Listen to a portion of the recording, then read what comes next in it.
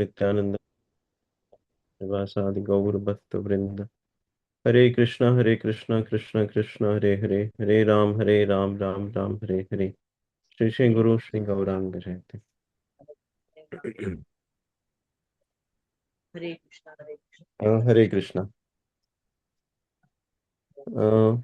हम जब भगवान से प्रार्थना करते हैं तो कोई अगर इम्पोर्टेंट इवेंट है तो उसके लिए भी प्रार्थना करते हैं। जैसे जिनके बच्चे हैं वो एग्जाम गोइंग हैं तो वो किसी एग्जाम के लिए प्रार्थना करेंगे, या फिर कोई दूसरा फंक्शन है, या फिर घर में शादी है, या फिर ऐसा कोई इम्पोर्टेंट इवेंट है तो उसके लिए प्रार्थना करते हैं कि भगवान सब अच्छा हो, सब मंगलमय हो, कोई बाधा ना आए और अच्छा रिजल्ट आए, सभी वैष्णव गण प्रसन्न हो, कोई किसी का अपराध ना हो, इस तरह से। और यूजुअली जब इवेंट हो जाता है तो उसके बाद में हम देखते हैं कि इवेंट तो अभी हो गया, अभी एग्जाम लिख कर हो गई, अभी जो फंक्शन था वो पूरा हो गया, तो अभी क्या प्रार्थना करने में कोई बात बनती है? तो फिर ऐसे समय में ये सोचना चाहिए कि भगवान त्रिकालदर्शी है, त्रिकालज्ञ है। भगवान अगर पास्ट में भी हो, मतलब पहले इवेंट के पहले, तो उसी पॉइंट से भगवान देख सकते हैं कि वो इवेंट, वो परीक्षा होने के बाद में जो भक्त प्रार्थना कर रहा है उसका रवैया कैसा है। क्या उसको ऐसा ही लगता है कि ये भक्त ने प्रार्थना की है और वो काम खत्म हो जाने के बाद में वो भगवान को भूल गया है? तो ये चीज भगवान पहले से भी देख सकते हैं कि वो इवेंट के बाद क्या होने वाला है। इसलिए भक्त को ये भी जरूरी है कि इवेंट होने के बाद में भी अपना जो रवैया है वो भगवान की तरफ प्रार्थनाशील ही रहे।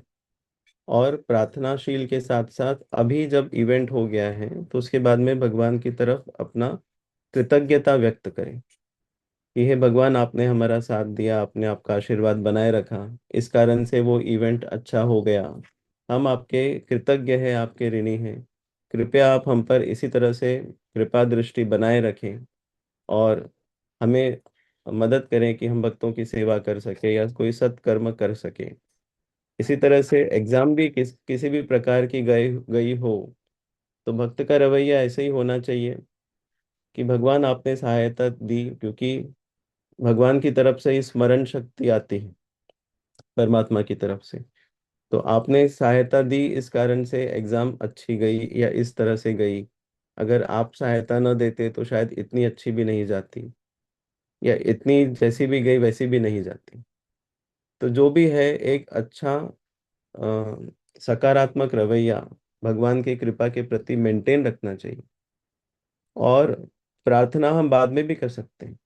जैसे कोई डिवोटी है, उसकी तबीयत अगर ठीक नहीं है, वो बीमार पड़ गया, तो फिर भगवान से प्रार्थना तो करेंगे ही कि आप इनको जल्दी ठीक कर दीजिए। पर ठीक होने के बाद में भी आप प्रार्थना कर सकते हैं कंटिन्यू कि भगवान इनकी तबीयत को और अच्छा करिए, बनाए रखिए वगैरह। क्योंकि भगवान आगे से देख लेते हैं, मतलब पीछे से देख लेते हैं कि आगे क्या होने वाला है। तो इस कारण से हमें ये नहीं समझना चाहिए कि प्रार्थना को एक लिमिट रहती है कि अरे अभी तो वो भक्त ठीक हो गया, अभी आप प्रार्थना कर क्यों कर रहे हो, क्या फायदा है। तो प्रार्थना के लिए ऐसा कोई लिमिटेशन नहीं है, क्योंकि भगवान के लिए जो काल का है ऐसा कोई लिमिटेशन नहीं है। इसलिए प्रार्थना आप कभी भी कर सकते हो, और कभी भी करेंगे तो भी वो रेलेवेंट ही रहने वाली है। फिर ऐसा उसका रेलेवेंस एक समय बीतने के बाद में चला नहीं जाता है। तो ये बात समझकर हमें हमेशा प्रार्थनाशील और कृतज्ञता से पूर्ण रवैया बनाए रखना चाहिए। Hare Krishna. Thank you all very much.